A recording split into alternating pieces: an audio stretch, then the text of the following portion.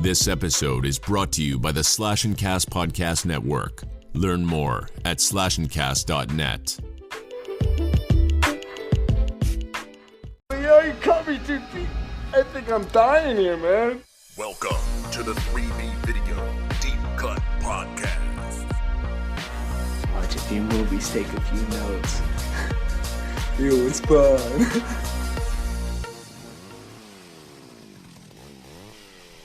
Aw, yeah.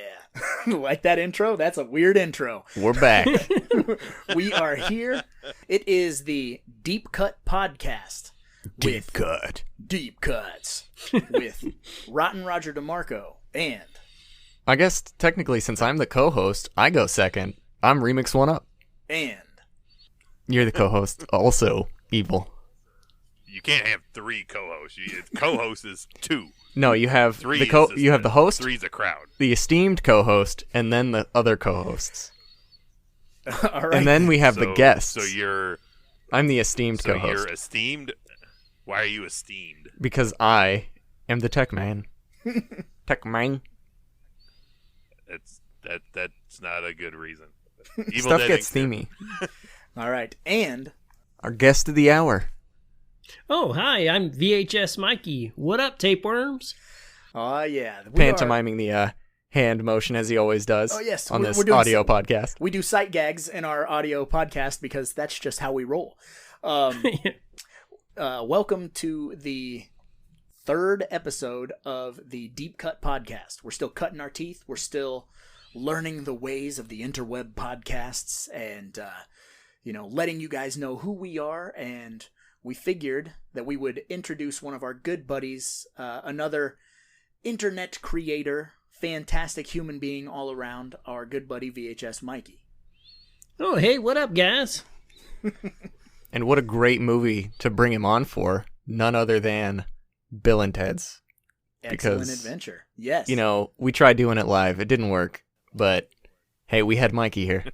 That's right. We'll do it live. So if you're cruising around in your car, you're sitting in the sauna, you're at the gym pushing out, whatever the fuck you're doing. I don't know what you're doing. Maybe you're just pooping and you want to listen to a podcast. You're going to listen to us ramble and rant about our experiences with Bill and Ted. And, get to know VHS Mikey. Hey, that sounds awesome to me. I'm on board. So, Evil, do you want to give the audience at home, if they're new to this film, sort of a brief plot synopsis? In the future, things are bleak. Yes. Things are rough. Yes. But we have a hope. What hope? That one hope is the musical group Wild Stallions. Indeed. Their music will change the world, unite us in harmony, and everything will be clean, even the dirt. But back in 1988 or 89, whichever one it is, they faced the first crucial problem in their destiny, and that is passing high school history. Excellent. So with the help of future tech man Rufus and a time traveling phone booth, they are able to assemble the ultimate history presentation to get an A+ on a history report, which I never knew anyone in all of my high school that got a A+ on a report, had to do a report in front of an entire auditorium, and had a report that lasted longer probably than everyone else's reports all put together. It is an odd thing, which we will definitely try to dive into. I was curious as to how we were going to approach this, how we were going to put into words our love for this film, because the way that we do this isn't necessarily like a standard review. The way that we talk about these movies isn't from a necessarily critical standpoint. We don't have credentials. None of us went to film school. We don't have our noses up in the air. We don't want to blow the gaffer. We just want to talk about why we love this movie.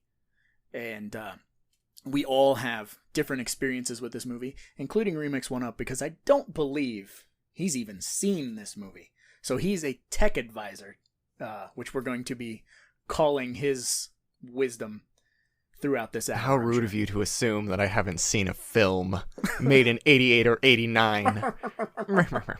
Of course I've seen this movie. Have you? I was more a fan of the cartoon and the sequel. So I've seen this movie like once, as opposed to the 3 billion times that I've seen the sequel. The cartoon is badass. I love it. I'm hazy on the cartoon because obviously I haven't seen it since I was a kid. But I suppose since, Mikey, you are the guest of honor, why don't you, first of all, introduce yourself and talk a little bit about what you do, and then just kind of give us a rundown of why you like this movie so much. Oh, yes. Well, I'm currently in the process of turning my entire home into a video store, but that's not really... I've kind of shifted away from that focus lately and have gotten to be more of a VHS archive kind of guy and just discussing all things VHS. And one of those movies I really love is Bill and Ted's Excellent Adventure. Anytime I need help kind of picking myself back up, or maybe I'm not doing so well that day, I always turn to this movie to kind of lift my spirits. Something about the wisdom of the two great ones always brings me back where I need to be. Yeah, indeed. It's a very uplifting movie, especially if you, you were seeing this as a teenager or even younger, just kind of seeing that you could not really fit in and you could be kind of a slacker, and that your destiny could be greater than what's happening for you at the moment of high school, life beyond high school. It's one of those stories, I wasn't a very good student, so I could super relate to what they go through in that movie. I really could have used a phone booth to pass my classes. I don't think any of us were great students. Evil, were you a very great student in school? I was average at best. It's like my height, average at best. I was a shit disturber. I always got in trouble. But you seem like the type of person who had straight A's. You seem like the type of person who would ask for extra credit. It just seems like you. To me, he seems like the person that'd be like, they would ask him to open the book. We're going to do the chapter on this. And he'll be like, I don't need to open my fucking book. I already know. I know this. That was definitely me with history. He knows when the Mongols ruled China. For you sure. know why the Mongols ruled over China? Test now. I could pass it. Why did they, Remix? Jarmaki. I shit you not. It's all about Jarmaki. What is Jarmaki? Horseback archery. All right, okay. Like in Civilization.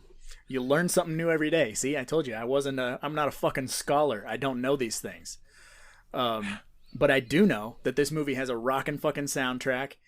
And he wants to have sex with his mom. I know that. I thought we were talking about Back to the Future. Now I'm confused. Wait, what? Wrong movie. No, wrong time traveling teenager movie. Well, I think they both want to do Missy. Mm-hmm. Just like everybody in the audience. Yeah, she was awesome. I'm not sure about Ted. I'm iffy on if Ted would. Ted, I feel, would be the one to be like, "No, man, it's my mom." Just put her can't bang mom. Put her face down in the pillow, and there's sections on fucking Pornhub for that. Oof. I don't think he's that kind of guy, which I think also plays very much into the fact why we, all three of us, four of us, like this movie so much, is there's literally, I don't think, a negative bone in either of these guys' body. Like, every, duo has some kind of, either snarky, or they have just spots where they're kind of, at least far as, a plot line in a movie would go, kind of shitty in aspects one way or another. These guys are never that at all. They are always, very positive, very innocent, childlike innocence, and how they look at everything and everybody. And I feel that's super unique to Bill and Ted, as opposed to Wayne and Garth or Beavis and Butthead, any other duo. Dude, to be honest, I never really thought of it like that until you just said that, and I was sitting here looking at you saying that, and I was going, these wheels were just turning, and I was going, holy shit, you're absolutely right. And even, early on in Excellent Adventure, when Bill thinks Ted died, am I saying that backwards? with the fucking No. Okay, yeah, when Bill thinks Ted died. I always have Ted's dead. right, falls down the fucking, cuz they're messing around, they're clowning. And he falls down the steps, and then that dude swords him through the gut, and you're like, you know, there's this little bit of sadness and levity right then and there, and then he's like, "Nah, dude, I fell out. Like everything's cool." Like, but they're Which one of the million questions I have, like, how the fuck falling down a flight of stairs do you fall out of an entire suit of armor? Especially since it takes a squire to put you in one. I was gonna say, have you ever been in a suit of armor? I No, have. but I don't imagine you could fall out of it. Is it sealed in the back? Yes. It's Okay, sealed so on you're- the sides. So you're definitely not falling out of it. Oh, Remix- I worked at a Renaissance festival. I don't know how accurate mine was, but had Velcro and shit. yeah. I've so wanted to go to the Ren Fest that we have around here, dressed up like Ash from Army of Oh Darkness. my god, that would be the greatest thing ever. Just eating a giant fucking turkey leg. Do it. That would be like, I need the cosplay. I need the cosplay to do it. I need the brown pants, blue shirt, cape, and a fake shotgun. Do a and a fake chainsaw. chainsaw hand. Yeah. We'll do a fan meetup at a Renaissance fair. Oh man, yeah, that would be fantastic.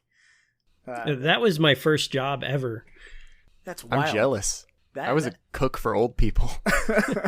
I always take slacker jobs. You'll never see me take anything important ever. I always go for like puppeteer, Renaissance fair guy, sticker guy, you name it. I try to get the easy jobs. I was inventory maintenance and data consolidation for a multi-billion-dollar company. Oh man, that's a lot of words. yeah, I would have to I skip feel like out I on could that. yawn just from hearing that title. I mean, they would fire me anyway. So I made pizza for $3.17 an hour, and then I became a factory grunt.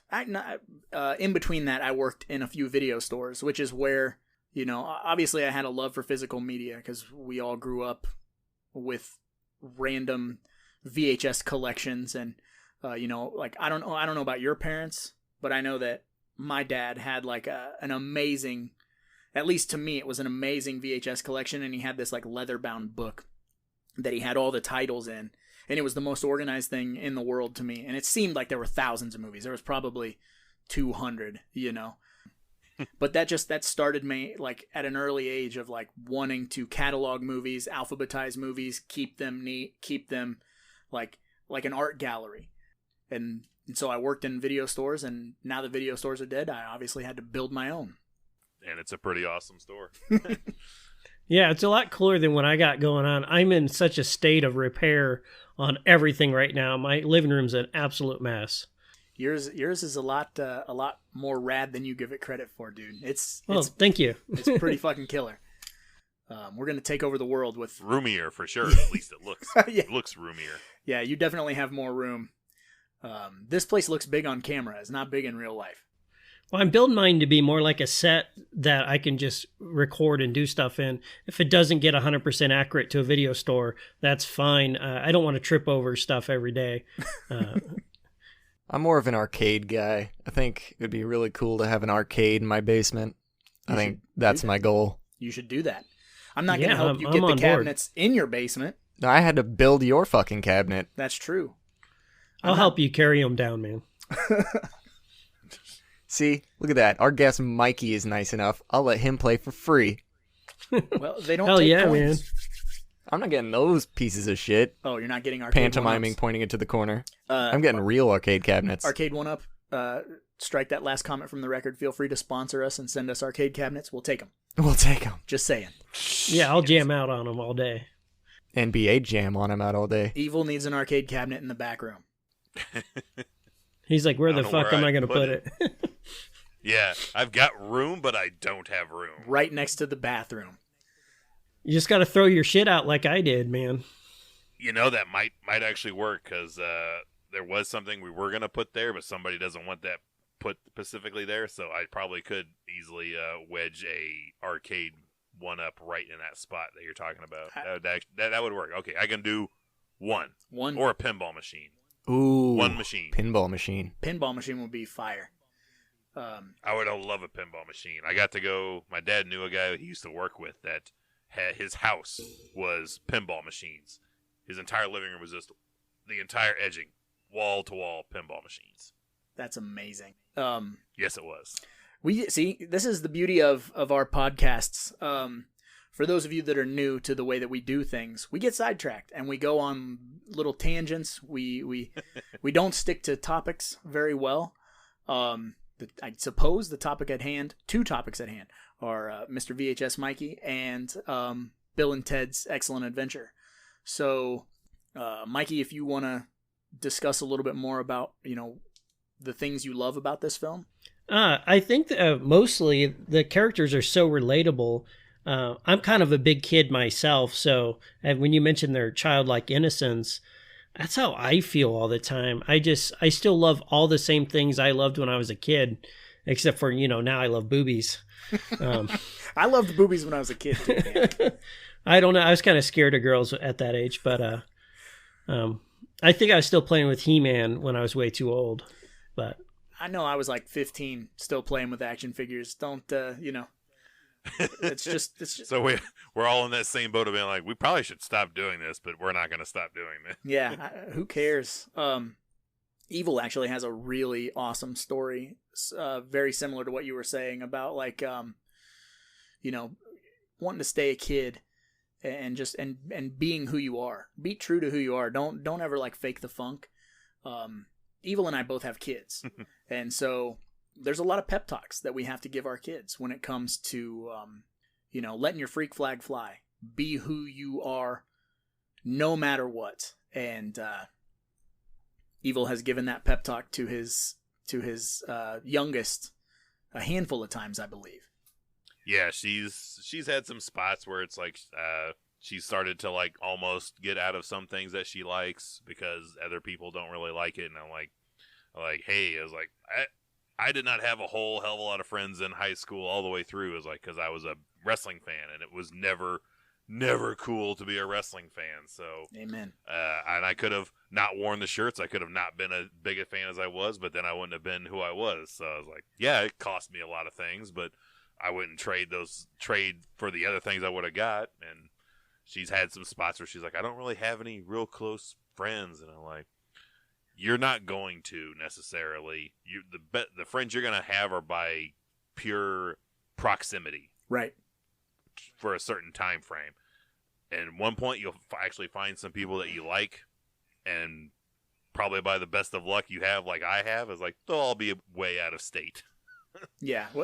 It may take to your 30 to find them, but you'll find them at some point. There's no exploding date by you have to find them by this point. They'll come when they come. Mm-hmm. And we'll just build a bunker, man. We're just gonna build the actual 3B video building, or rent a building, and then we can all just have apartments above it, and we can all just live in proximity of one another. Because that's super true, dude. I had a lot of friends come and go, because I probably had 2 close friends growing up.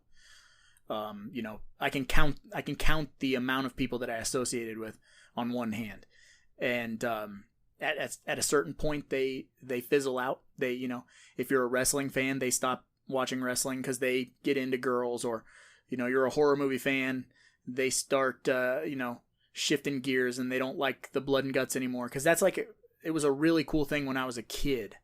Other kids would come over to watch horror movies because I always had the crazy movies.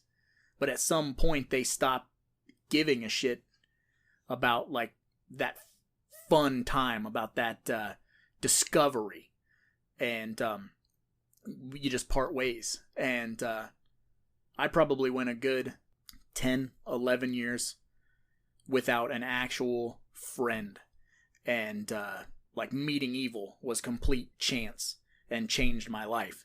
And then the same thing happened with Remix 3 years ago-ish. Yeah, 2 years. 2 years. How we met one another in a small town, and I'm a very kind of like a hermit crab type of dude.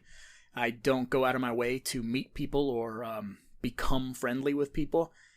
And he was an odd duck that was working with me. That was a strange kid, but strange in the way that I'm strange. And it seemed like there might have been a period of time where the people that we worked with were really off-put by his type of sense of humor and, the nihilist kind of like jokey nihilist view that we kind of all have. And we just befriended each other. We started like playing video games together and watching movies together and like working out together. And then he like came into the channel and like now I have him, I have Evil. And then again, another chance encounter was meeting you, Mikey. Like, oh, thanks, man. And it's one of those crazy things because we can meet people on the internet now that are actual close friends. And I wouldn't trade you guys for the fucking world. Oh man, all my friends are online, so anytime I want to hang out with somebody, I'm like, oh, what's Raj up to, or whatever. I jump right online because I don't know anybody in this town. The only other person I know is a YouTuber as well, and she's always super busy. So I just hang out online with you guys, and it's so exciting to get just talk and hear your guys' voices and see you on my screen. It's like a dream come true for me. It's like I'm really there. One day you will be, man. Like this whole podcast thing is a new thing, obviously, for us, but we're no stranger to like building this community and building this family. And we have a lot of big, lofty, crazy goals. And some of the things that we want to do only make sense to do if we're in close proximity. And somehow, some way, we will make that happen. Hey, man, it's kind of all up to me at this point. I just need to quit doing what I'm doing here, sell my house, and move. I know we kind of talked at the beginning of the hour about your your journey, what you're doing, because you said you're building a video store in your house. But did you kind of want to talk about like your roots, like where you started, how you started being a content creator, and like anything that you're looking forward to doing this year or the next year or anything like that? Well, I started out in animation, and I'd make these really crude cartoons about robots, and it was just kind of me and my buddy making each other laugh. And that didn't really pan out. I think I'd get like 37 views a video when they'd take me 6 months to make. So I'd get really discouraged. And then I tried another show called Sneaky Little Raptor, where I just did stupid stunts and reviewed like old 1980s toys like Easy Bake Ovens and Moblins and stuff like that. And again, it sort of caught on, but I really wasn't working out for me. But while filming one of those episodes, I ran across some old VHS tapes, and I brought them home, and I could barely get them working because I didn't know anything about fixing a VCR at the time or anything. And eventually got them working, and I just fell right back in love. I was like, and it hit me. This is what I want to do with my life. This is it. And I canceled my show. And the very next day I was VHS Mikey, and I wanted my entire channel to be every single tape that I get on that journey. And built, and I'm throwing out all my furniture and building my store here, just letting go of my old life and starting this new one with you guys. I have no idea how to. I am definitely not someone you want to live with. No, I mean, of course, I'd get my own home and whatnot. I might come over for some sugar or something. I forgot we're gonna have the Rambo Last Blood tunnel system underneath. Yes, we between are. all three domiciles. Yeah, it'll be like Day of the Dead. Like big old. We'll ride golf carts to each other's houses. Go from one house, which is a video store, to another house, which is a video store, to then just Evil's house, which is the back room. Just the back room. It's just It's just an October-themed basement, which has a backroom corner in it. It's going to be Spirit Halloween. Shit. It is, and that's the take I've done. I was like, well, they made video stores. I'm just going to make my basement feel like it's the month of October all the time. Forever. All the cheap plastic skeletons. Yes, every single one of them. Yes. Well, me and Roger... More retro, classic decor I can find, I will fill up down here just for you, Remix. Just for you. Me and Roger, we didn't know each other, so I didn't know he was building a video store and he didn't know I was building one. He already had one well established. I was amazed there was anybody even collecting VHS tapes, and I'd get online, I'd see all these people, and it would just blow my mind. Wow, there's a huge community out here, and I felt a little behind at first, but I think I more than caught up at this point. Yeah, you're doing a fantastic job, and I tell anybody who will listen that you're leaps and bounds above 99% of these YouTubers out here. You really understand the show aspect. You understand the branding aspect, and above all else, you understand about being genuine, because the crazy thing that goes on in the YouTube world is I feel like there's a lot of like disingenuous fake people. A lot of funk faking, you know? I mean, if you just be who you are and be proud of who you are, and that's I think that goes well with us, because aside from Remix, we're all older fellas who have a little bit of life experience. It might not be the best life experience, but you know, we've been through some shit. We've thrown out old lives. We've had rough relationships. We've had struggle, strife, and all of that stuff, and we just don't have time.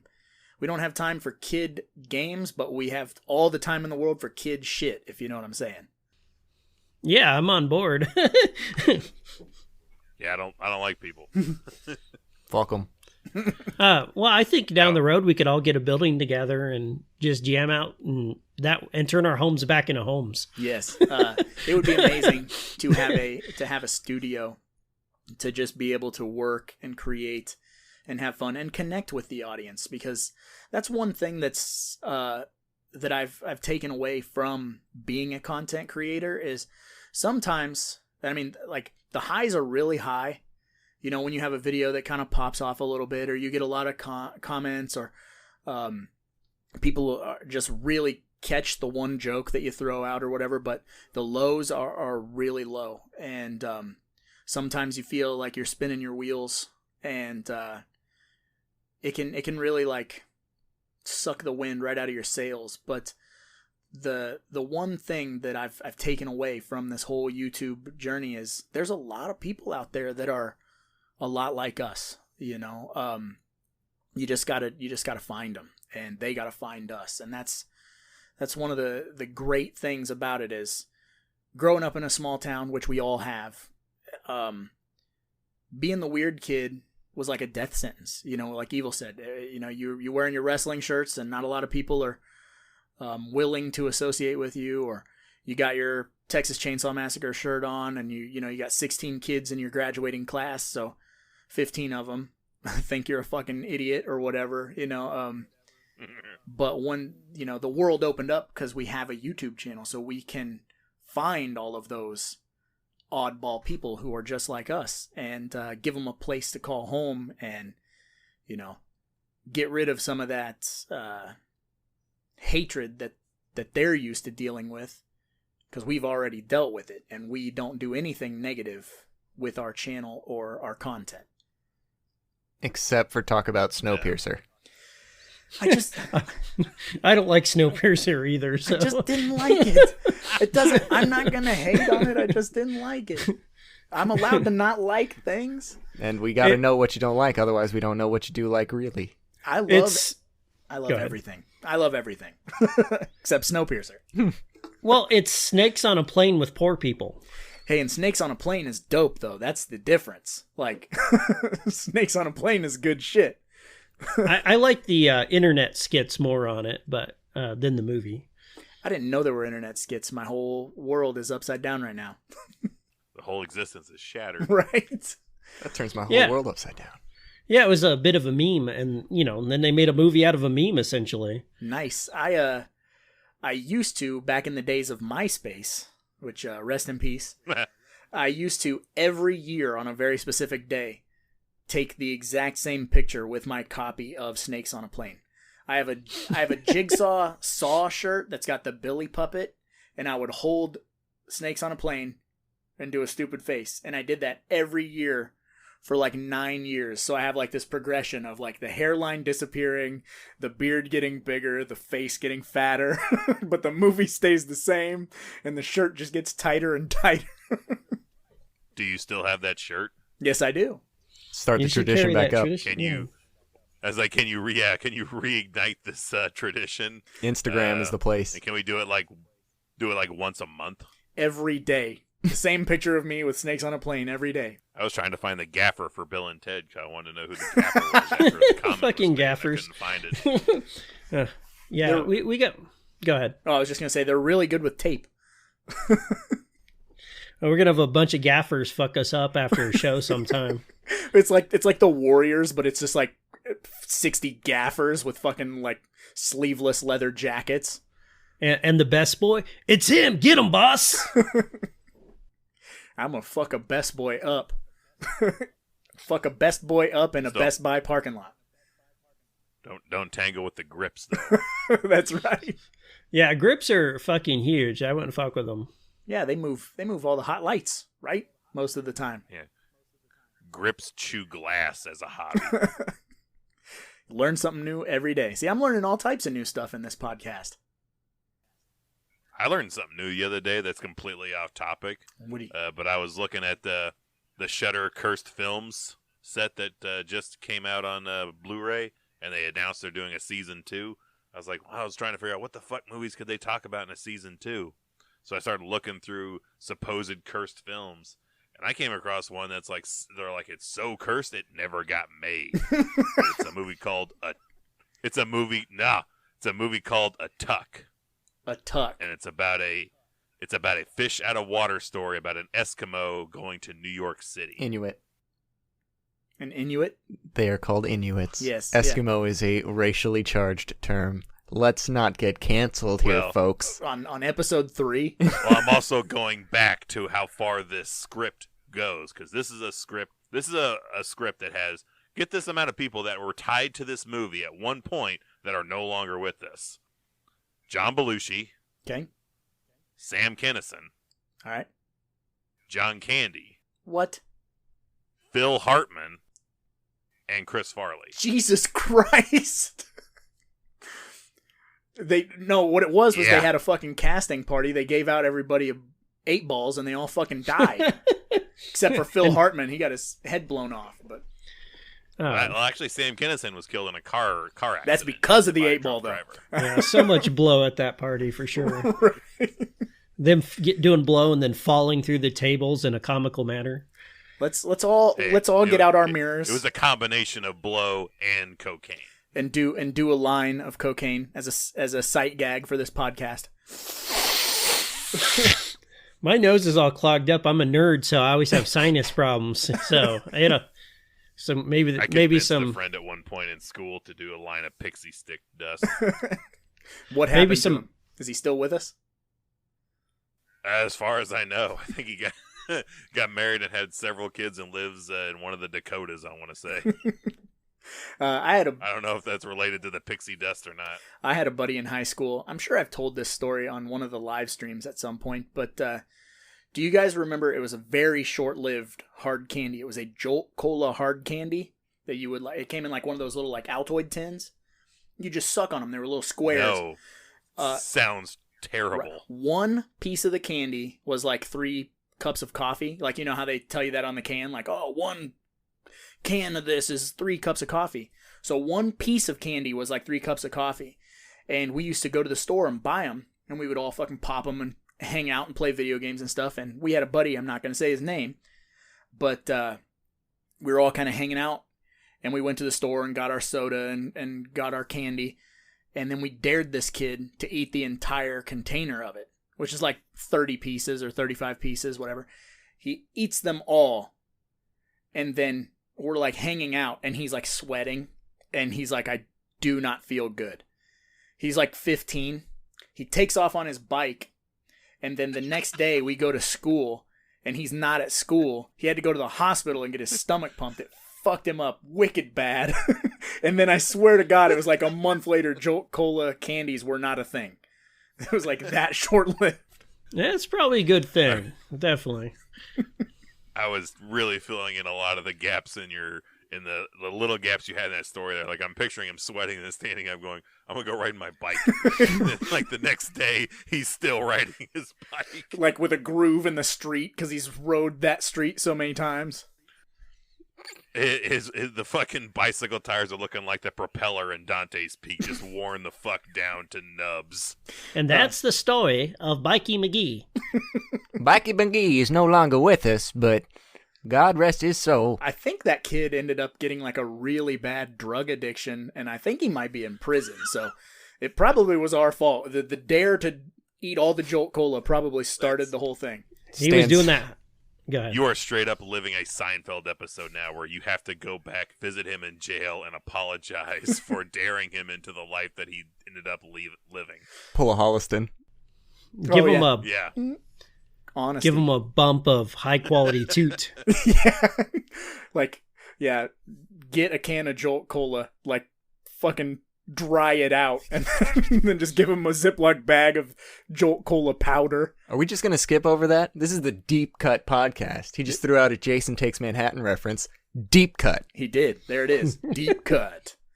We need like It should be a game at the end. But like if you can name all the deep cuts that were dropped in a particular episode, you could win a prize. But you got to name every single one that's dropped. We got to call out. Never recognize. We got to call out the deep cuts, but not say what it is.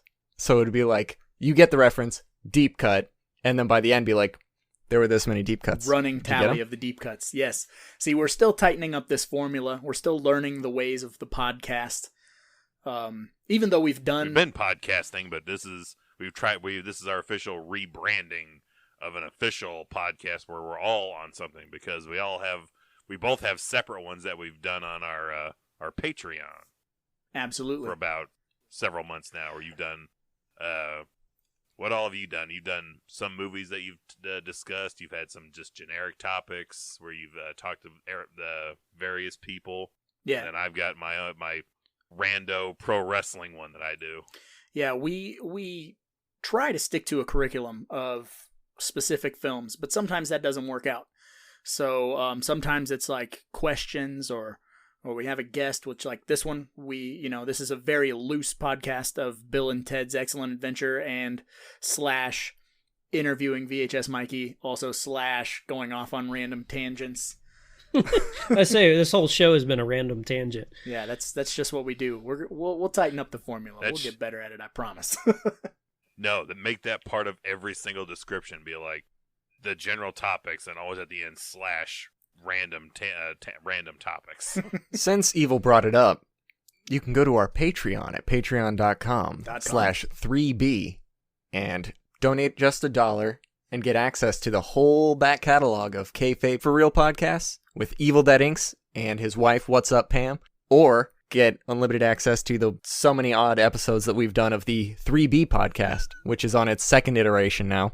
Yes. And about to become its third, because it used to be Roger, his old editor, and friends, and then it became Roger, Remix, and Mrs. DeMarco, and now we've kind of got this Deep Cut podcast, which might be going on just a couple weeks early on the Patreon, if you actually... That's what we're shooting for, is that Patreons, if you're listening, or if you're thinking about becoming a Patreon, you will gain access to these podcasts slightly earlier than everyone else. So you can be, early to the party. You can catch all the references. You can join us on our Discord and be like, that shit was funny. That Jolt Cola joke. Or whatever. You can count all the deep cuts. Jolt Cola shit. I love it. Count all the deep cuts and post it in the comments when it gets to the actual podcasting platforms before anybody else has even a chance to listen to it. Yes. But if you're a super crazy person, that is a clarification. Kayfabe will still be a patron only one. That one stays its own fucking entity that you got to pay at least a whole $1 for. Patreon.com/3B. 3B. Partially because I don't think a great ton of people are interested in listening to me ramble for half an hour to 90 minutes on pro wrestling topics. Wrestling. Dude, I you'd be am. I'm on surprised. board. You get a lot of thumbs up on the Patreon, so people are listening. All right, what's next? Well, you see, we were talking about the scene where he falls down the stairs in the suit of armor, and then Yes. we got a bit on a God, tangent. we're really behind. That was about 40 minutes ago. Then it was my complaints off air, like, how the hell do they get so pinpoint accurate with their landings on this phone booth in their montage? Because, yeah, when they go to the Old West, they just randomly drop next to an outhouse. Lucky, but it doesn't seem like they have any particular, like, place they're going to look. And I really feel Rufus was telling them, look, go to these fucking places, observe shit, do a report, not kidnap X amount of historical figures, take them back to San Dimas and do a report, and then send them all back, which, man, that's got to be a tedious fucking After Dark special, is once that movie ends, is they're like, all right, now we got to go back to all these places in time and drop all these guys back off at their locations and then threaten them to never talk about this ever again. Well, they use the historical people in the future to teach classes and stuff in the second movie. So, I mean, I guess the future people do it too.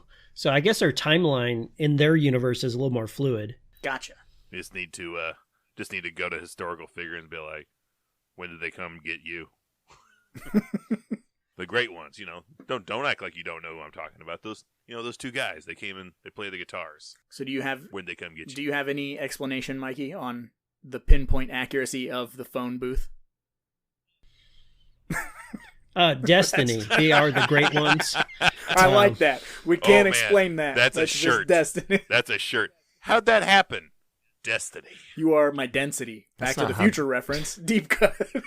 That's not how the Force works. For the record, I like Bill and Ted way more than Back to the Future, and Yeah. Back to the Future is a masterpiece. So that lets you know what I think of Bill and Ted. Is a whole different animal because it is that buddy movie, So, I mean, I suppose Marty and Doc are buddies, but it's not the same, Bill and Ted have like That's an unknown relationship. Yeah. We have no idea what the origin That and history is. That would we never are just work kinda now. dropped right into that relationship of him just going to Doc's and ruining that giant speaker and all of that stuff. Is anybody ever going to talk about the unspoken suicide pact in the beginning of that fucking movie? In which movie? Back to the Future? None of Doc's inventions have ever worked before. This is the first time he's testing the DeLorean, and he points it right the fuck at them. He has no idea if that's going to work. He is killing himself and Marty. That's totally. Yeah, when Marty starts taking a step to the left, like he's gonna get out of there, Doc's like, "No, you're going. Yeah. If we're going to hell, you're going with me, Yeah, Marty." that is an unspoken suicide pact. Marty is not down for that It shit. is. He is. Yeah, just like how it's. He wasn't trying to hang a clock in the bathroom. He was really trying to hang himself, and it was a failed suicide attempt that made him hit his head on the sink and made him think of the flux capacitor. It's really just him, like tired of failing and is ready to die. More in his failings. He We've calls all a fucking been there. gigawatt a gigawatt. I don't think this man has a license. Well, he did burn down his entire mansion. I'm guessing from mountains of piles of oily rags that he just collects. Oh shit! How do we get back to Bill and Ted? Bill and Ted. I'll tell you how we get back to Bill and Ted. I'll do another a character from that. What is your guys' thoughts on fucking Missy, who has a phone booth land in her backyard of her older husband and doesn't seem to mind or give a fuck that random people are coming out of a phone booth in her backyard? She's just like, yeah, there's fucking sodas in the fridge. Just make sure your fucking chores are done. It takes place in the Meet you Doctor Who universe. I have one word that's the answer. Valium. That bitch is high as shit. Cocainum. Driving a car around, be like, can you meet us at the back of the jail? Totally. Well, she does pick rich old dudes, and so she's probably doing a lot of drugs to kind of build up a little courage to maybe sleep with them or whatever. Because she looks a little disturbed when, is it Bill's dad that's giving her the eye at the beginning of the movie? I don't know. It felt really uncomfortable when I watched it recently. Oh, and he was... And I think she might have had to medicate for sure to that guy's sleep with those balls? guys. when she's going to get Gross. ravaged in her stepson's room. Yeah, Old were balls. Weird looking. That's a Billy Madison reference. Deep Cut. I was wondering why I knew that one. Yeah, that's an odd thing to be like, yeah, I'm going to totally just wreck this, like, barely legal graduate in my son's bedroom. Woof. Yeah, that is a really weird scene. Because I was watching it the other day, and I was like, oh yeah, the kids can be around while I watch this. This is like wicked super, kid-friendly. Friendly. And it was that opener, where he's going to plow her in the kid's bedroom, and then like totally the looking down the shirt and all that stuff. And both kids are like eating dinner, and they're like, not gonna look. Like, that was a sight gag. There you go. They look up while they're eating and then avert their eyes, and they're like, tell me when it's over. Like, they won't even scope out Missy's cleavage. They're so innocent. I love it.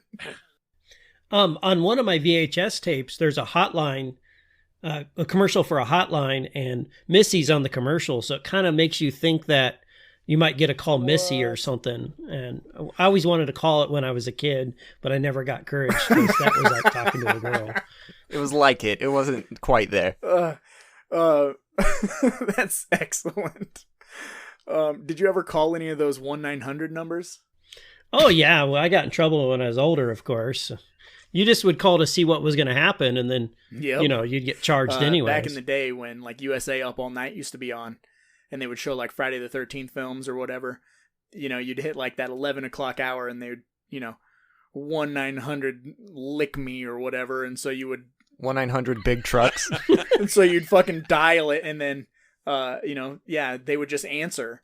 And so then all of a sudden the phone bill comes at the end of the month or whatever, the beginning of the next month. And, you're grounded because there's like 14 calls to like all these dirty ass phone numbers. Excuse me, man. I'm ready to be licked. No, you have to do the licking. You have to lick your own receiver. One licking, please. It's like that episode of Beavis and Butthead where they call the hotline and the lady in the trailer park just puts the phone on, like sits on it. Can we like listen to your butt? For like 12 hours. Yeah. They're like, put it back. You know the exact episode. Yeah, randomly, I do know that one. I don't know many, but I know that one. Just like early Simpsons episodes, which I'd really love to rewatch all those Treehouse of Horrors if I had the chance. They need to put out a DVD collection of all the Treehouse of Horrors.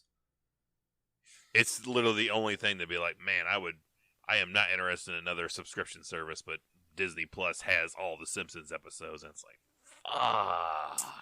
that's the only thing I would want. I might just be able to hook you up with Disney Plus. Whoa, illegal. Whoa. What? I didn't know. He can't share unless he's Black family. Box. Nobody tell. We are. Don't you see the resemblance? The 3B video family. I see the resemblance between the other two more than yourself. I don't really watch streaming services much. I subscribe to Netflix, but I mostly just watch my tapes. I watch streaming services when it is late at night. That's kind of like my go-to. I don't want to, we're here having fun. We're talking about Bill and Ted, and I'm going to make myself sound like that old man. When I was a kid at night, my mom would be like laying on the couch and she'd be watching either Law and Order or Forensic Files. And I was always like, God, like, that is such an old curmudgeon like thing to do. You're laying on the couch watching Law and Order, hours of Law and Order or Forensic Files nonstop. And now, as an adult, when it's like 9 o'clock at night, I'm like, yeah, let's watch Forensic Files. I'll throw that on as like my background noise. And I'm like, within 2 seconds of the episode, I'm like, I know this one. This is the one where the guy hit his wife with a hammer and threw her in the pool. I know them by heart. I'm such a old man when it comes to stuff like that. That's me with Frasier. Right? You just know them inside out because it's like, yeah, it's your background noise. For me, that's Star Trek: The Next Generation. You probably were, when you grew up, you were into it, right? So yes. It carried over. As a kid, I had cousins who were really big into Star Trek. So I kind of resented it because every time I would go over to my cousin's to play, and if I was going to spend the night, it would hit like a certain hour, and they'd be like, we're not going to play video games, we're not going to play with toys, we're not going to play D&D, we're not going to do any of this stuff. It's Star Trek time. And so it was always like the 3 different iterations of Star Trek, and then like Sliders, and I actually like Sliders, or and then X-Files or whatever. So it was like this giant block of sci-fi stuff. So I never really got into it, but when I married my wife, she's actually kind of a Next Generation fan. So I get to watch them off and on with her when she goes into her little like modes. And it's not bad, but as a kid, I just kind of wanted to break the TV when it was on.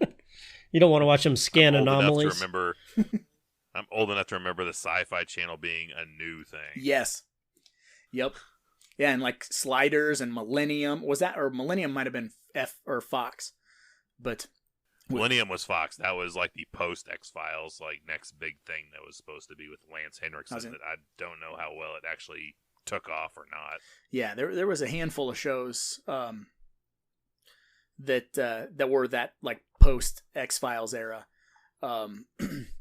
And there was even like the Outer Limits like reboot that was actually really solid, but 99% of those episodes were like space episodes. And so like I have like a weird thing about space. Sometimes I'm just like, I do not feel space. Well, I'm the complete opposite. Yeah. So no one can hear you scream there. Right. Yeah, I know you definitely dig it, and I'm coming around, but like it does definitely leave a bad taste in my mouth from when I was a kid. Like I want to watch Joe Cola. Yeah, I want to watch like Are You Afraid of the Dark? Oh shit, whatever. I'm on board with that. Dude, I love Are You Afraid of the Dark, and it's back now, so that's cool. Oh, I didn't know that. That's awesome. Yeah, you guys got to check it out. I think the first season is out, available to buy on DVD. Well, that's probably the only way I'm going to end up seeing it. I just can't justify subscribing to any of those services. Right. Yeah, like I said, I only use them for late night or like if I'm going to have a house guest. Shudder. Yeah, Shudder for sure. Shudder is the only. Wait, what was that app, Evil? Shudder. I'll turn the bass up on that. You want to do that again? You could give me the bass? Yeah, you got the bass. Shudder. That's the only. That turn it the other way for mine. All right, let's. Oh wait, Shudder. I can't. That's the only app worth having for sure. Mixer effects, they're fun. Well, that one is the only one that has some shit that comes on at specific times, and that's the only time you can watch it for at least a while. Or they kind of have that. It's that old school like networking kind of setup where like, no, you have to. That old mentality of being like, oh yeah, everyone come over at our house at 8:00. Predator's on, right? Yeah, we'll all watch Predator because it's on at 8:00. Yeah, that's the same with like The Last Drive-In. That is the cool thing about Shudder is they have all the streaming, so you can go in and pick individual movies if you want, or you can go to like one of 4 channels that just play movies or series or whatever all day. So if you're like a slasher guy, you go to the slasher channel. And it'll just play slashers. Slashix. Yeah, it'll just play slashers 24 hours a day, and it'll, be something new every time. Unless Sleepaway Camp's on there, which then it's always on there. 24 hours Sleepaway Camp. It's 8 hours of Sleepaway Camp. It's the new cable. Cable will eventually be dead, and it'll all be through subscription services that has all original content. Specific things just for it, just like how cable was with HBO, Cinemax, Showtime, Stars. Right. Everything got their own shows and brands. It's going to be that with streaming services, and you'll end up at some point eventually paying the same that you were as cable prices that you are for streaming services. That's exactly why I don't. That's a slippery slope. I was going to say, sight gag, show of hands, everybody who pays for cable. None of us. No one has cable anymore, and because you can get it free on Pluto TV if you've got a smart TV. Watch 24 hours of Fear Factor. I think the thing about our mentality is when it comes to a streaming service, which we've talked about this numerous times, and I know that all of us feel this exact same way. That say the license runs out for Cliffhanger, you love Cliffhanger and you planning on watching Cliffhanger on Thursday night. You're going to get on Netflix and watch Cliffhanger, but guess what? They don't have the license anymore. It's not available. But if you're a physical media guy, you can go pull that off your shelf and it will never not be there. It's always there for you. So, as us, we grew up kind of collecting physical media. And so now, if there's something that we absolutely love or support, we have it on our shelf and we can take it down anytime and watch it anytime. And, I agree that streaming is convenient, but, it just doesn't compare to walking into a room filled with movies, scanning the spines, pulling one out, and being like, this is my night's plans. And plus, it keeps George Lucas from fucking with your movies. That's true. I'm getting That doesn't eyes. just apply for that. That applies for other ones as well. That heavily applies in the pro wrestling bits as far as like entrance music and shit. That's always fucking changed post outside of original recordings. Mm-hmm. And in some cases, like in our case of Nightmare 3, fucking the score is different Yeah. on our copies that we know and grew up with, and as opposed to what's played for everyone else in the world, apparently, except for me and Raj. Yeah, well, that's because, like, again, the music license might run out in between the DVD release to the Blu-ray, or it might have run out, from the VHS to the DVD. So the only way to hear it originally is to have it on that original format, that VHS. Like, there is no copy of Nightmare on Elm Street 3 in the world except for that original media release that has that opener. And any other version you watch, the music is completely different. But Evil and I, that's one thing that we've always shared. Like, he brought it up to me, it's got to have been over a year, 2 years. You were like, do you remember this music? And it was like a light bulb went off, and I was like, I thought I imagined that. Yes, the music was different. And we scoured the earth until we found that original VHS, popped it in, and there it was. Because I don't like people meddling with our films.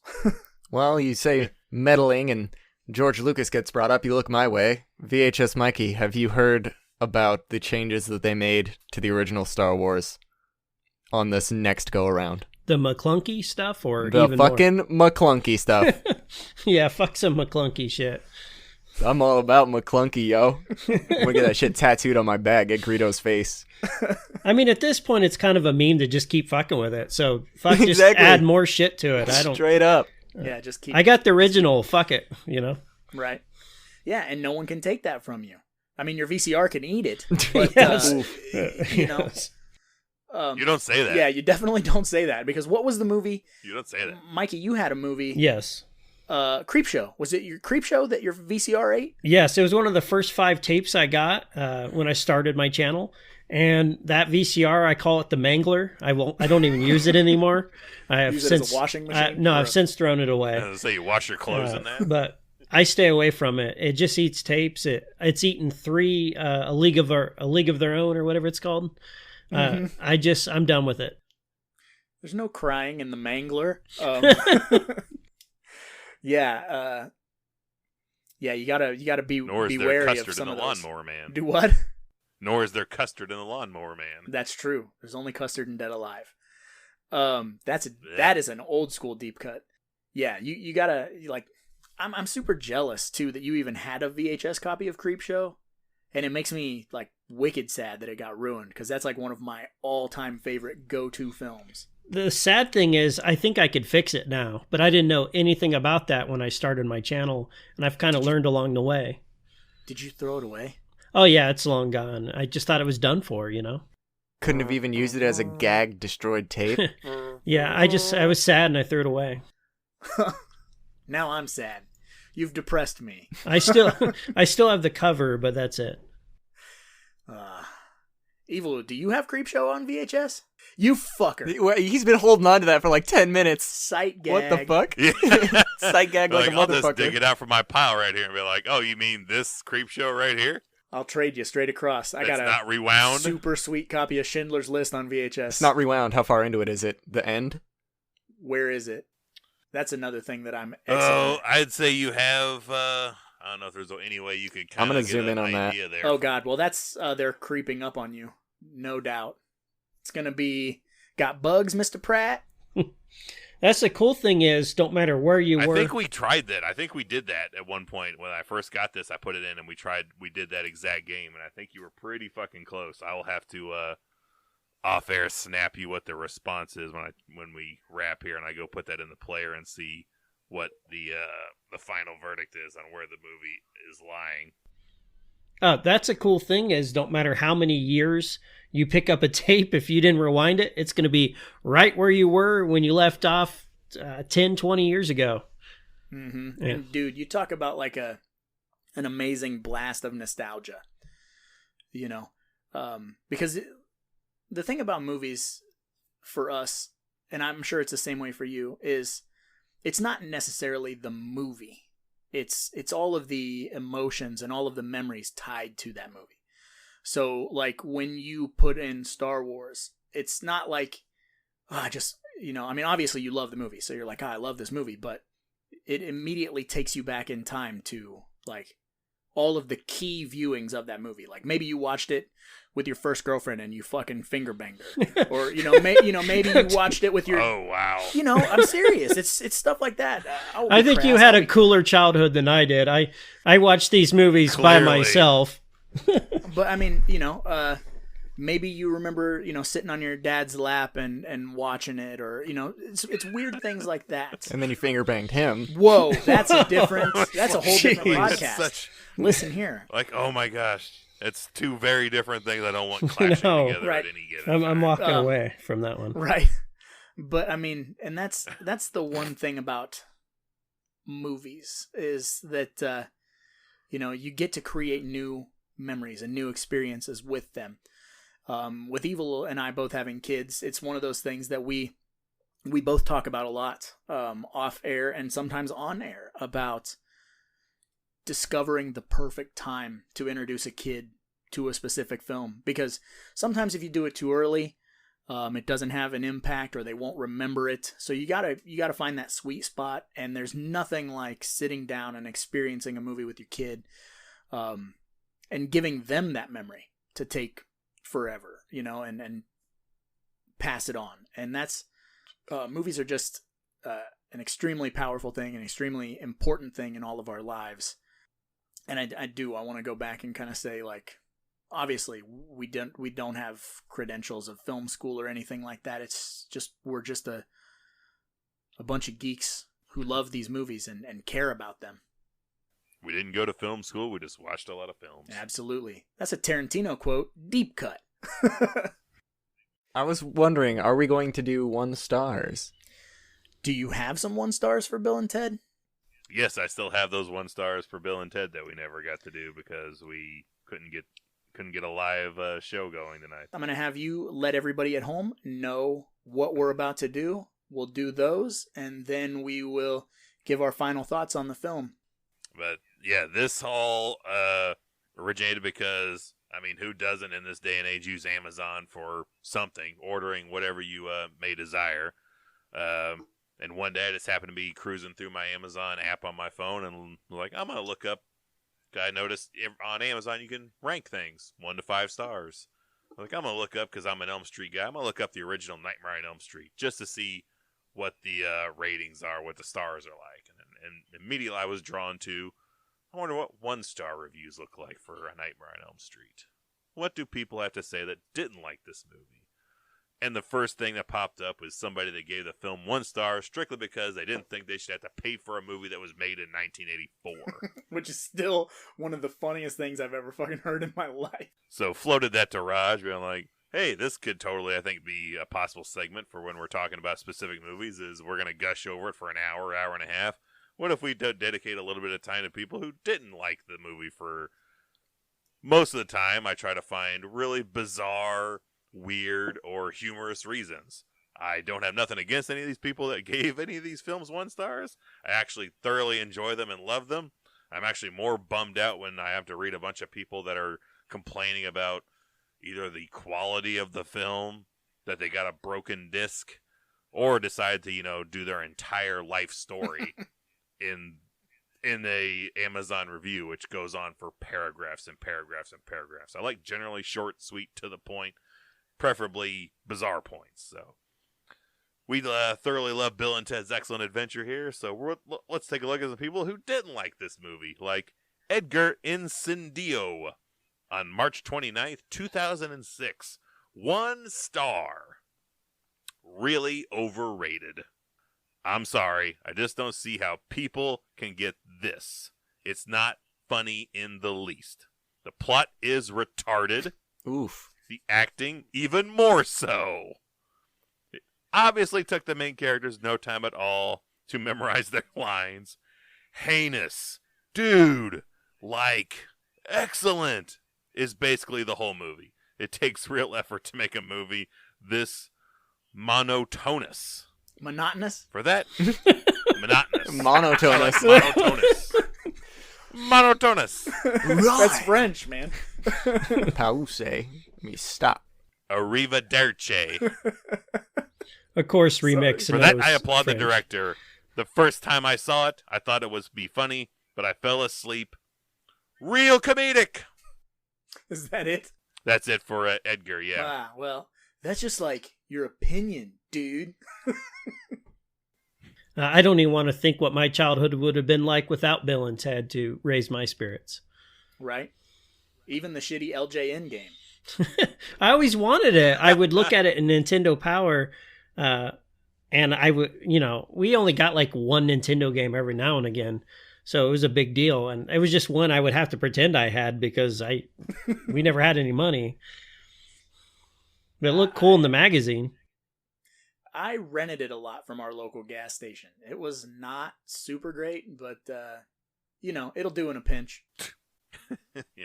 Yeah, you need a new game I to don't play. got much, but I got Bill and Ted. Yeah. Whoa. There's a cleavage shot. It'll do in a pinch. In the game? All right, next up is Amazon customer, so we need a name for this person. Mikey, give us a stupid name for this reviewer. Big John. Old Big John, November 28, 2016, says, meh. Thought my kids would enjoy it. It's okay at best. That's it? It's okay, That's it. but it's worth only 1 star. It's okay. It's not even a 3-star okay. Yeah, 3 stars should be passable. Right. Again, I don't think some of these people know how the stars work, but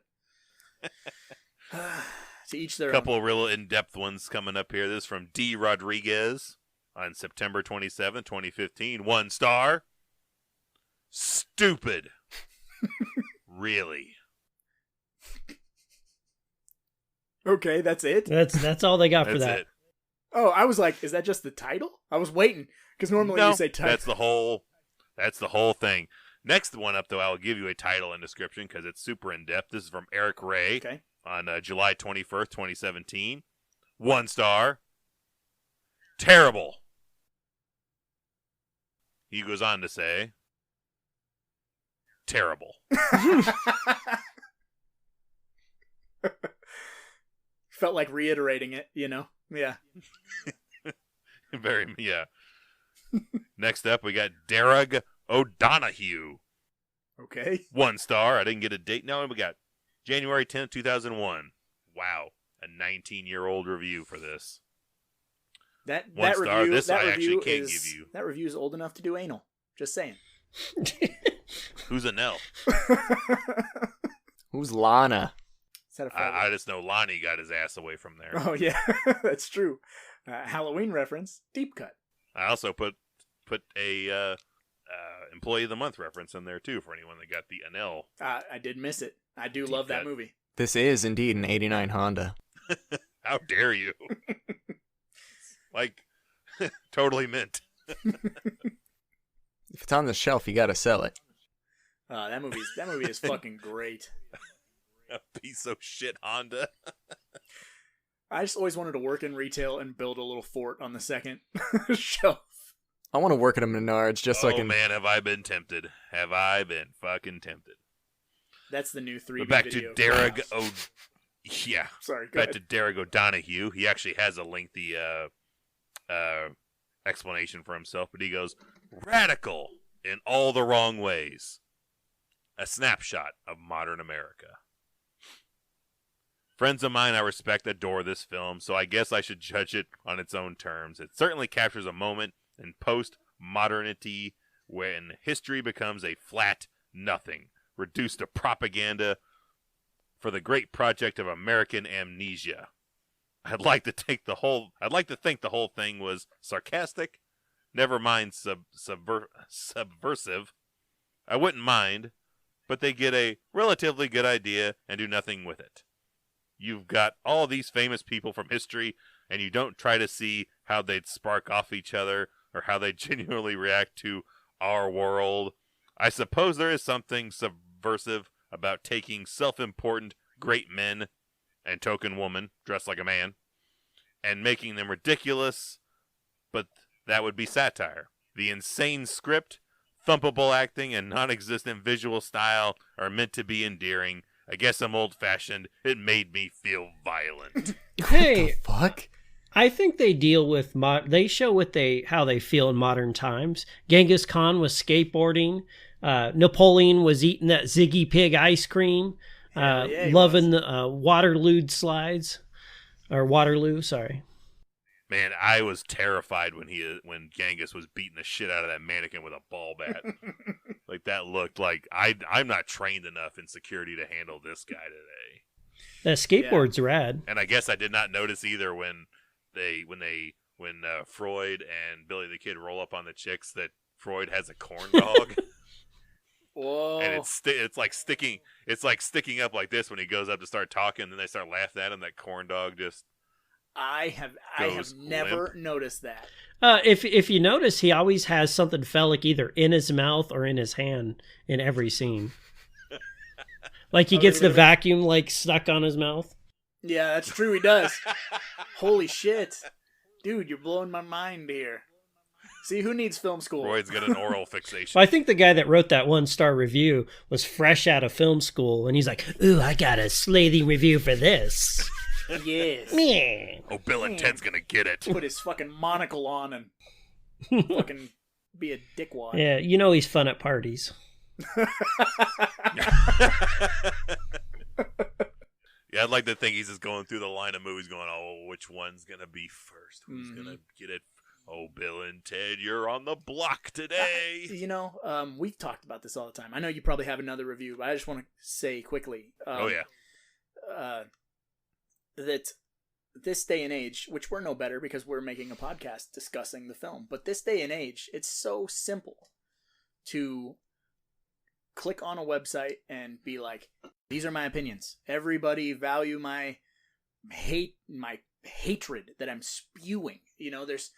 And that's the one thing about us, is that we never choose to discuss things that bring us down. And I feel like it takes so much energy to be a negative bastard and to not have fun with things. Like, sure, these movies have shortcomings or they have technical issues, but you gotta like step off of that snooty bar stool and just have some fucking fun. Watch something stupid. I would totally watch a series where it's just like one dude, like a film student, 2 to 3 minute videos, just absolutely tearing down movies in the fastest way possible. Just being like, all of these stupid aspects, it doesn't cover this stuff, end of video.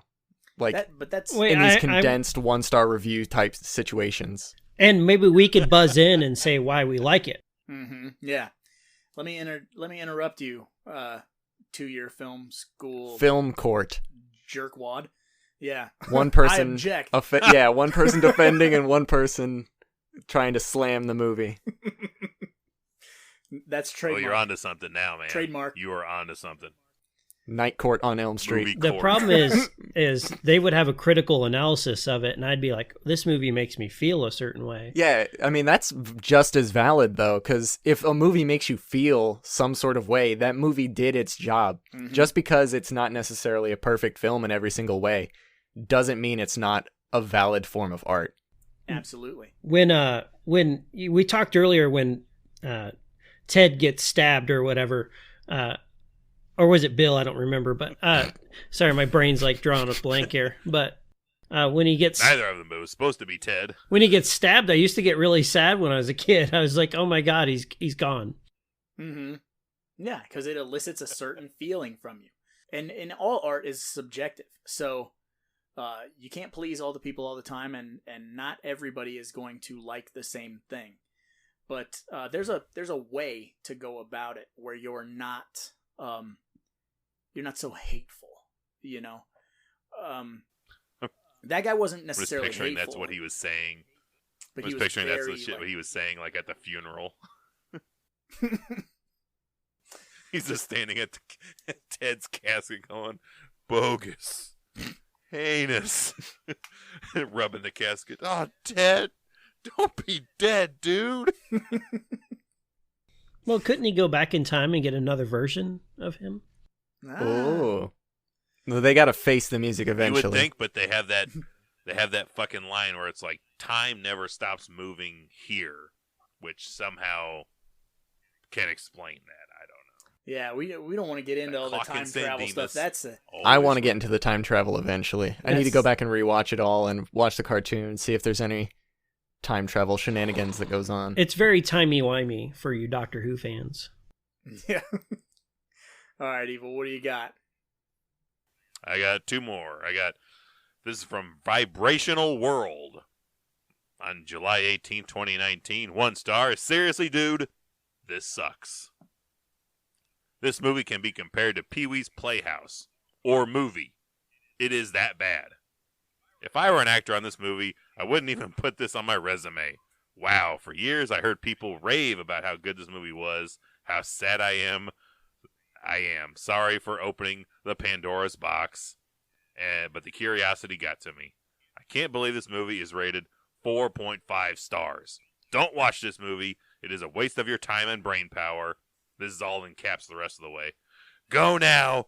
Run. Run for your life. Lol. Lol. He did it for the lulz, man. Oh man. You know, yeah, that's that's the negativity, man. That's just, why can't you just be like, saw it, didn't necessarily dig it, but whatever. Like, you know, like, it just takes extra effort to be a dickwad. Well, are you ready for the last one and I think the best one I read of the set? All right, let's hear it. Save the best for last. Freddy's Dead From reference. KT Amazon. Yeah, KT Amazon customer. So we'll call them Frederick. All right. Frederick on March 25th, 2016. 1 star. In the middle of Princess Bride, the movie stopped working. What? Boom. Mic drop. In the movie Princess Bride, the movie stopped working. Mic drop. I'm super confused. See, I totally think that's somebody's fucking sleeper cell code. Oh, like Somebody just got yeah, it activated. got activated because We're perpetuating it on the podcast. What have you done? Well, it was well, in all fairness, this was 4 years ago, so whoever did what they were going to do did it 4 years ago when they were scouring Bill and Ted reviews waiting for the Princess Bride 1 star review to come in. Come in on the wire. Doot, doot, doot, doot, doot, doot. Okay, so that's the end of the Amazon 1-star reviews. So I suppose we should give our final thoughts. So I'm gonna shake things up. I'm gonna go with Remix first. Oh, you ain't even ready for that. What's up? I don't know. Never seen it. I was ready Oh for my it. God. Get fucked. See, that was a joke. He got me. All right, Mikey, what about your final thoughts about this film? I think everybody should watch this anytime they're down and out and just shut your brain off and have a little fun for a while. Evil? Love it. Go watch it. Yeah, and as far as my final thoughts go, I think it's a staple. It's a movie that deserves to be seen and should be seen and should be shared. I think it's important to film history. It's a very campy, fun movie that makes you feel good. A lot of the slang and stuff is outdated if you didn't grow up in that era, but the feeling is still the same. You still get what it means to be these two dudes and to be in this situation where they know they're destined for greatness and they're trying to overcome the adversity and start this band. And it's just like Mikey said, it's a pick me up movie. It's one of those movies where you're like, man, I don't know if I'm gonna excel at this one thing, or I don't know if I should ask this girl out, or whatever it may be. This is a good movie to throw on to be like, yes, because it's very fun. The soundtrack is really good and motivating, and it's just a movie that we love and, you know, we care a great deal about, and it is 100% popcorn as fuck. So I don't have anything negative to say about it, other than all the little silly stuff we nitpick, but we do that completely out of love. Yep. So it's never heinous. That's the fun part of the job these days. As you heard from the intro, watch a few movies to take a few notes. I like taking really bizarre notes, like, how the fuck does a phone booth land inside the White House? Right. Yeah. That's just how we get down. And again, we are new to this podcast format, so hopefully you guys enjoy our very loose, rambling methods. And thank you guys for coming out and listening. Thank you, Mikey, for coming on board. We love having you on, talking Bill and Ted. We know it's near and dear to your heart, so we were thoroughly excited to have you on to talk about it. Hopefully we can have you on to talk about the rest of these two movies and this franchise. Looking forward to the new movie. Tell the listeners at home where they can find your stuff. If they enjoyed listening to you here, where can they find more of you? My name's VHS Mikey. You can find me on YouTube at VHS Mikey. Don't forget your Instagram, VHS_Mikey, Mikey. Boom! Thank you very much. Remix always with the saves. Remix is the god among men. He stands off to the side. He pushes buttons. He looks up things for us so we can seem smarter than we really are because we're a bunch of goons. Yep. Yeah. I'm a part of the 3B Video on 3B Video YouTube. I'm also on my Instagram at Evil Dead Inks on Instagram. And we also have 3B Video on Facebook. Don't forget your podcast exclusively on patreon.com/3B. 3 Bravo. And I am also 3 Bravo Video. You can listen to just me talking, for the most part, to myself, but occasionally to, to the wife or whoever I can find that's an unfortunate soul that wants to sit with me and talk professional wrestling for various lengths of time. Why have you not brought Roger on to one of your... I'm on board. Partially because I don't know exactly how to record and do that and have that all set up. Just make him do it. We're doing stuff on this tonight. We got and this. I'd rather have the person here with me while I'm doing it so I can look at them and talk to them while we're doing it. You hear that, Mikey? You're excluded because he doesn't want to do it over the internet. Calling you out right on there. I do, but I'm just not an internet guy, so I just know where I will fuck shit up. And it's like, yeah, I don't know if you could do that one. Less if it's a person-to-person thing. We are not tech people. That's why we have a tech guy. Why do I have to do all this stuff? I'm not getting paid enough. I'm not getting paid at all. I get paid in all the sponsorship money. How about that? There you go. That's a Day of the Dead reference. Deep cut. All right, guys. There's pay? Gentlemen, we're history. Later, tapeworms. We're out.